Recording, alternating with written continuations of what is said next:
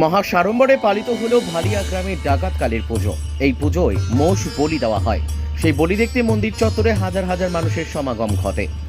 এই পূজার মূল আকর্ষণ মহিষ বলিদান।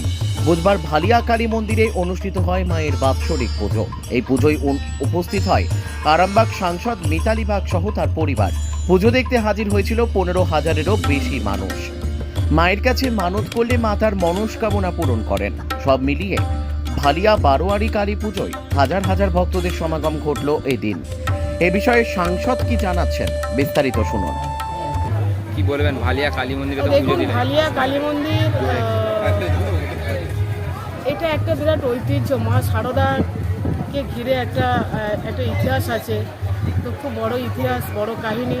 তো খুব জাগ্রত ভালিয়া যে কালী মন্দির, ডাকাতে কালী মন্দির নামে বিখ্যাত এবং পরিচিত। মানে হাজার হাজার বললে ভুল হবে, লক্ষ মানুষের ভিড়, লাখো মানুষের ভিড় হয় প্রতি বছর এইখানে মোষকাটা পুজোকে কেন্দ্র করে। আজকে অমাবস্যা, আজকে একটা বিশেষ দিন। মায়ের কাছে আসতে পেরে খুব ভালো লাগছে। যারা দর্শনার্থীরা এসেছেন প্রত্যেককে আমি আন্তরিক অভিনন্দন, শুভেচ্ছা জানাই। খুব সুষ্ঠুভাবে পুজোটা হয়। আর সর্বোপরি আমি কৃতিত্ব জানাবো আমার প্রশাসনের সমস্ত কর্মকর্তারা এখানে আছেন। আমি ওনাদেরকে অভিবাদন জানাবো পূজা কমিটির প্রতিটা সদস্যবৃন্দকে। খুব সুন্দরভাবে, খুব ট্যাক্টফুলি পুজোটাকে পরিচালনা করেন। তো আর কিছু বলার নাই। আমি আসতে পেরেছি, খুব ভালো লাগছে। পুজোকে ঘিরে মায়ের কাছে আসতে পেরেছি, মায়ের আশীর্বাদ নিতে। গ্রামবাসী তো দাবি করছে এলাকার উন্নয়ন নিয়ে, কি বলবেন? আমি চেষ্টা করেছি যে এখানে রাস্তাটা যেটা অবস্থাটা, এর আগে যখন আমি প্রচারের সময় এসেছিলাম তখন ওনারা দাবি রেখেছিলেন জেলা পরিষদের মারফত তুরন্ত একটা কাজ করে দিয়েছে। ওনারা লাইটের দাবি রেখেছিলেন, আলোটা যেটা বলেছিলেন ওটা খুব শীঘ্রই করে দেওয়া হয়েছে। ওনারা ঠান্ডা গরম জলের পানীয় জল চেয়েছেন, সেটাও টেন্ডার হয়ে গেছে।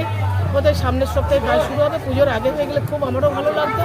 তো যাই হোক, পরের বছর আমরা সকলে আরও বেশি করে আনন্দ উপভোগ করবো। বা ওনারা যা যা দাবি চেয়েছেন, আমরা যে যাই বলি না কেন, আমরা মানুষ হিসেবে আমরা উপলক্ষ। সব মা ভবতারিণীর ইচ্ছা, নিশ্চয়ই আমরা আরও আগে পায়ে আগে যেতে পারবো। প্রশাসনের নিরাপত্তাও তো আঁটো রয়েছে। তো প্রশাসন সদা সর্বদাই তৎপর থাকেন এবং দেখতে পাচ্ছেন সকাল থেকে ওনারা সজাগ এবং তৎপর রয়েছেন, তার সাথে সাথে কমিটির মেম্বাররা। আর এই জায়গাটার নাম? এই জায়গাটা হচ্ছে ভালিয়া, যেটাকে আমরা মা শারদা যখন এই পথে যাচ্ছিলেন কলকাতা দক্ষিণেশ্বরে যাচ্ছিলেন, তো ডাকাতরা এখানেই ঘিরেছে। সে ডাকাত সর্দার এখানেই ঘিরেছিলেন। তার জন্যই সে তখনের পর থেকেই কিন্তু আমরা ইতিহাস করে যেটুকু জেনেছি যে ভালিয়ার ডাকাতে কালী মন্দির নামে পরিচিত। সামনে মা শারদার রামকৃষ্ণের মিশন এবং ওখানে ডাকাত সর্দার এবং ডাকাত প্রতিনিধির যে স্ট্যাচু মূর্তি, সেখানেও ওনারা সুন্দরভাবে সুসজ্জিত করে রেখেছে। পুজোটা হচ্ছে ভালিয়া বারোয়ারি কালী পূজা।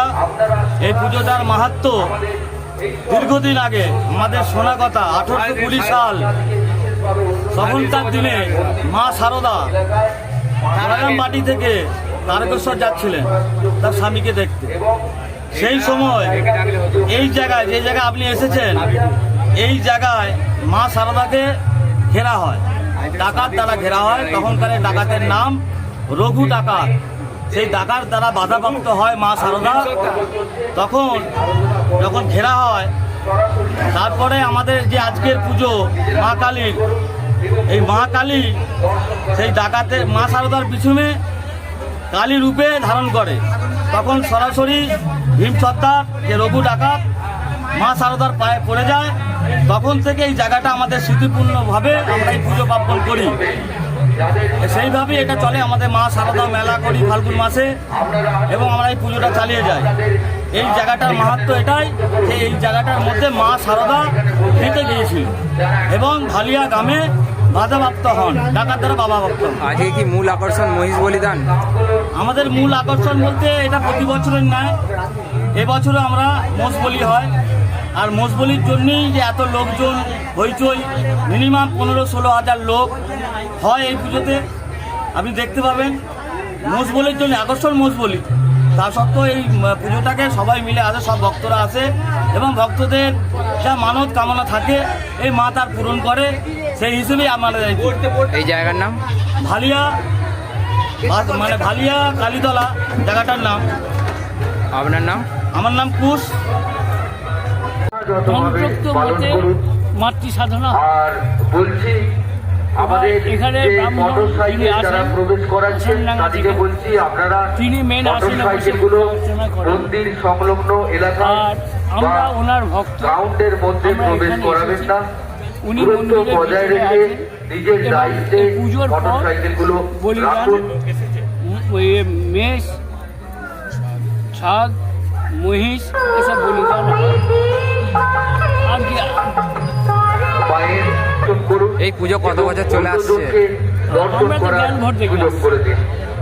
মানে কি আমাদের শুধু মাকে এর দর্শন মেন আকর্ষণ কি করানোর মহিষ বলিদান? আছেন স্বপন ঘরুই মহিষ এবং বলির সাথে মাতৃ মহাদয় পুজোটা তো ঘরুই রয়েছে। মহাশয়, আগে মায়ের পুজো, ওনাদেরকে তারপর তো বলবো, বলি। সকলে যাতে না, আগে বলি। মায়ের এই বিশেষ রূপ আনুমানিক দর্শন কত করতে বছর হবে? পারে, হ্যাঁ, সেই জানা। ব্যবস্থা আপনারা করবেন শারদামণি এবং অন্যজনকে দর্শন করানোর সুযোগ মাঝ করিয়ে বয়স। দেবেন।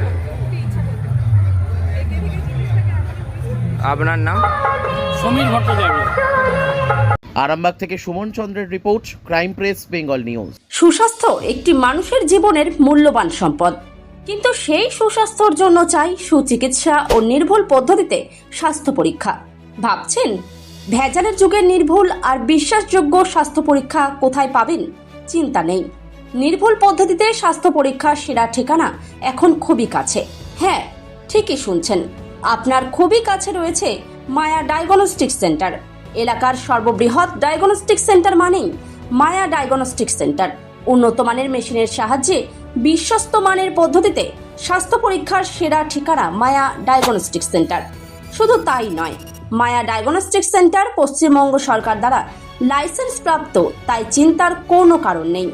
এখানে যাবতীয় ধরনের রক্ত, মলমূত্র, কফ, সুগার, থাইরয়েডের পরীক্ষা করা হয় আর প্রদান করা হয় একেবারে নির্ভুল রিপোর্ট, তাও আবার নির্ধারিত সময়ের মধ্যে। সঙ্গে রয়েছে উন্নত মানের ডিজিটাল এক্স-রে সুবিধা, ইসিজি ও অন্যান্য প্যাথোলজিক্যাল টেস্ট। মায়া ডায়াগনস্টিক সেন্টারের ঠিকানা মনে থাকবে তো? পাণ্ডুগ্রাম বাজার, গোঘাট, হুগলি। পাণ্ডুগ্রাম এসবিআই এটিএম এর একদম কাছে। ও হ্যাঁ, বাড়ি থেকে গিয়ে রক্তের নমুনা সংগ্রহ ও ইসিজির সুব্যবস্থাও রয়েছে। তাহলে আর দেরি কিসের? আরও বিশদে জানতে এখনই যোগাযোগ করুন আমাদের সঙ্গে 7718110120 অথবা 9641610330, 94826060 অথবা সরাসরি ভিজিট করুন মায়া ডায়াগনস্টিক সেন্টারে, পাণ্ডুগ্রাম বাজার, গোঘাট, হুগলি। পাণ্ডুগ্রাম এসবিআই এটিএম এর একদম সন্নিকটে।